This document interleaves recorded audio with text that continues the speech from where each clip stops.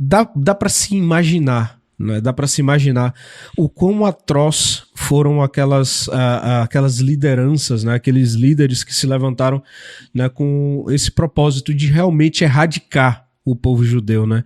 E eu queria ouvir, pastor, novamente, o senhor abordou esse ponto que para mim é muito importante, sobre como a nação judia, né? Os judeus, eles estavam de fato ali, né? No centro, no núcleo, né?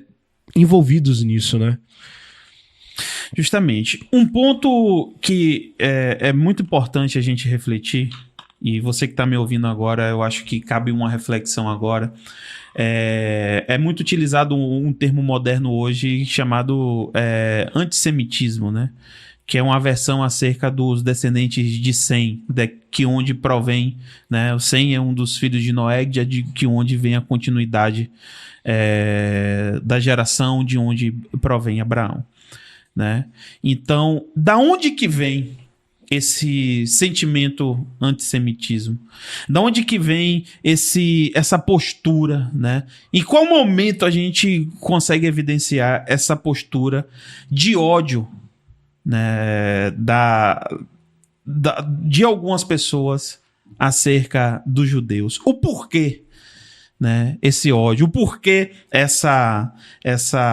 esse incômodo, o porquê dessa insatisfação, o porquê de não tolerar a sobrevivência, de ser quebrado todas e quaisquer questões morais e éticas e prudentes e corretas para se justificar. Quando a gente vê, por exemplo, a OLP, que é a Organização para a Libertação da Palestina, onde é uma espécie de um partido, e você vê nas bases de regra, né, a ordem para odiar, para matar e para exterminar, né? Como que nós podemos concordar com isso? Como que nós podemos aceitar isso, né? E como que nós, né, como cristãos hoje, podemos nos inserir fora desse contexto? Nós sabemos que Deus tem um concerto com a sua geração, com a humanidade, onde os homens que ele levantou não conseguiu cumprir esse concerto. E eu acredito que esse foi um dos principais motivos da vinda de Jesus. E Jesus fez uma obra, né, inicial de preparação, de levantamento para os apóstolos, focadas nas situações de Israel. A obra de Jesus foi uma obra para confrontar Israel. Foi para ajustar e acertar Israel. E aí, depois Jesus, quando ele prepara e capacita a igreja, ele fala o quê? Vá para Jerusalém, por toda a Judéia, Samaria e aos confins da terra. Porém, Deus ele direcionou um propósito para o conserto do povo dele. Ele mostra que ali a prioridade era o povo dele, porque foi a história que ele começou desde Abraão. E depois ele contextualiza os confins. E nós entendemos, né, principalmente na vertente teológica a qual eu sigo, nós entendemos que Paulo foi aquele ao qual Deus levantou para dispersar esse trabalho missionário, né? Para realizar esse trabalho missionário, para alcançar os confins. Se nós formos olhar, por exemplo, no episódio onde Paulo teve ali com Feber, que foi uma das diaconisas que ampliou seu ministério, que patrocinou seu ministério, né? Isso aí é uma das coisas que quebra essa ideologia feminina da Bíblia, de que Deus é machista, né? Uma das principais patrocinadoras das obras missionárias de Paulo, que era vendedora de tecidos raros, né? Na época era Feber, e aí foi através dela que houve a propagação do evangelho para a região de hoje, a Itália, né? E que é proveniente hoje, por exemplo, a igreja evangélica.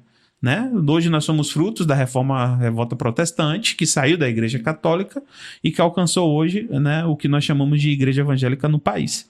Então, Paulo, ele fala que nós também somos Israel, mas somos Israel pela fé, porque nós somos filhos adotados. Então, tem muita gente hoje aí que está levantando a bandeira do Hamas, levantando a bandeira de terrorista, porque aquela pessoa que ele tem aproximação de ideologia tá saindo na mídia sem nem considerar os contextos históricos de nada, tá lá dando opinião, ele não tá sendo nem convidado, ele tá lá se disponibilizando para dar opinião, né? Eu tenho um amigo teólogo que ele falou assim, ele tá querendo ensaiar para ser o anticristo, ele tá querendo se aparecer, né? Mas não tá fora do contexto, né? Então, as pessoas levantam esse contexto, levantam essa ideia e defendem isso, e eu tô vendo gente compartilhando situações dessas sem conhecer o contexto nenhum. E pessoas que se professam como cristãs. Então nós precisamos entender que Deus tem um concerto com Israel, né? Nós não somos, não devemos ser cristãos judaizantes. A gente não está submetido ao mitzvot, mais a doutrina que Deus determinou sobre Israel. Mas Israel é a primeira geração, os filhos de Deus. E nós, como gentios, somos os filhos adotivos. Nós somos a nova Israel. Nós, como cristãos, como protestantes, como evangélicos, nós somos Israel pela fé. Então, esse ódio, essa causa, ela não é exclusivamente só dos judeus. Ela é de todos os cristãos. Ela é de todos aqueles que conhecem a Bíblia. A responsabilidade como cristão de defender a Bíblia e o que é o correto, e que nesse momento a gente precisa se manifestar, né, de maneira prudente diante das escrituras sagradas, é entender o contexto geral, né?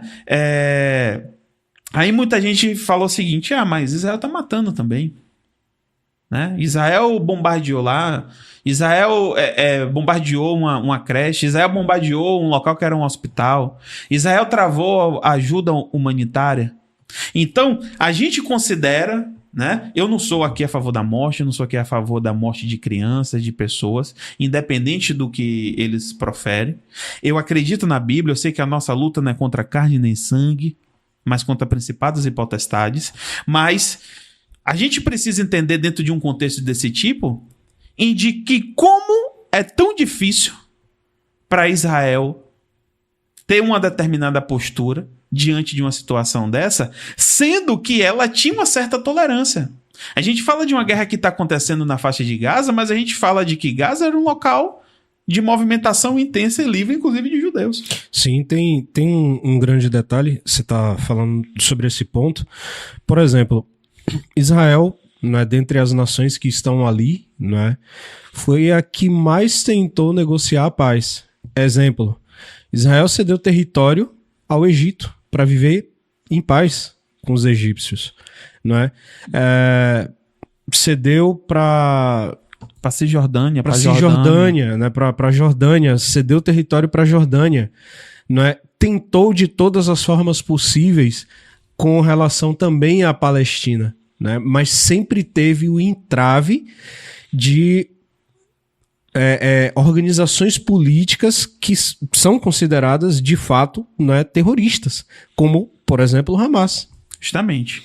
E eu sei que é um ponto que muita gente tem medo de falar, mas eu não temo, porque eu tenho a minha mente, acredito nos ideais de liberdade, tenho meu coração voltado para a Bíblia, mas nós sabemos também, né, que existe uma vertente, né, do islamismo, né, do extremismo islamista, né, dos xiitas, como por exemplo, que tem esse contexto, né, de que eles têm 3 localidades onde são consideradas localidades sagradas, né? A gente tem a questão lá de Meca, né? E a outra localidade que Meca e Medina, que eles colocam como localidades santas, né? Mas tem lá o contexto de que Maomé teve uma revelação e de que Moisés apareceu lá, Abraão para ele, e que tem,